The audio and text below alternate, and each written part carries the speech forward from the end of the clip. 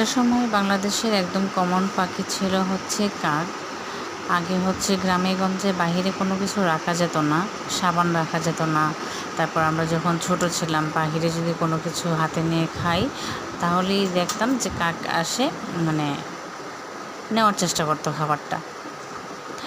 আর যত দিন যাচ্ছে আমরা যত বড় হচ্ছি তত হচ্ছে কাক মানে একদম লাগে যে বিলুপ্ত হয়ে যায় না কিছু প্রাণী বা পশু পাখি, এরকম যেন কাকও আস্তে আস্তে বিলুপ্ত হয়ে যাচ্ছে।